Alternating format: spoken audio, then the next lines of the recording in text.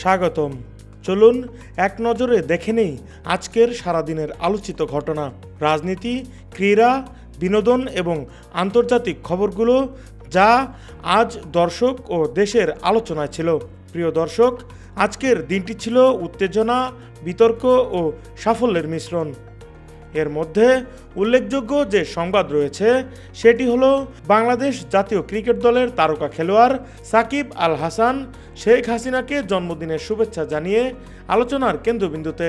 এ নিয়ে ক্রীড়া উপদেষ্টা আসিফ মাহমুদ সজীব ভুঁইয়া মন্তব্য করেছেন। আসিফ মাহমুদ বলেছেন, এই সমর্থন তার জন্য ক্রীড়া জগতের পরিবেশে প্রভাব ফেলতে পারে। রাজনীতির মাঠে বিস্ফোরক মন্তব্য করে বসেছেন গণ অধিকার পরিষদের সাধারণ সম্পাদক রাশেদ খান। ব্যক্তিগত ফেসবুক পেজে তার ওই পোস্টে তিনি লিখেছেন, গণ অধিকার পরিষদ ও এনসিপি সবচেয়ে বেশি ক্ষতিগ্রস্ত হয়েছে জামায়াত শিবিরের অন্য দলে কর্মী সংযোগ নীতির কারণে। জামায়াতের রাজনৈতিক কৌশল সাধারণ দলের কর্মীদের জন্য চ্যালেঞ্জ তৈরি করেছে। তার এই মন্তব্য দেশের রাজনৈতিক অঙ্গনে আলোচনার সৃষ্টি করেছে। ভারতের সেনাপ্রধান পাকিস্তানকে হুঁশিয়ারি দিয়েছেন। তিনি বলেছেন, মানচিত্রে নিজের স্থান ধরে রাখতে হলে সরকারিভাবে সন্ত্রাসবাদকে সমর্থন বন্ধ করতে হবে।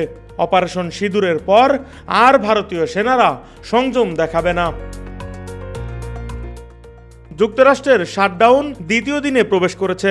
শাটডাউনের কারণে বাজেট ও সরকারি প্রকল্প নিয়ে রাজনৈতিক অচলাবস্থা চলছে।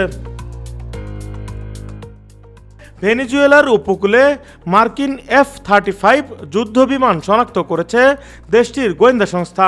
ভেনেজুয়েলা মনে করছে এটি যুক্তরাষ্ট্রের সামরিক উস্কানি। অপরদিকে ভারতের সবচেয়ে ধনী অভিনেত্রী হিসেবে হঠাৎ করেই আলোচনায় জুহি চাওলা। মাত্র এক বছরে তার সম্পদ বেড়েছে ৩,১৯০ কোটি রুপিতে।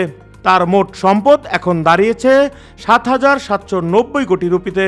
কেকেআরের মালিকানা এবং ব্যবসায়িক দূরদর্শিতা তাকে এনে দিয়েছে এই সফলতা।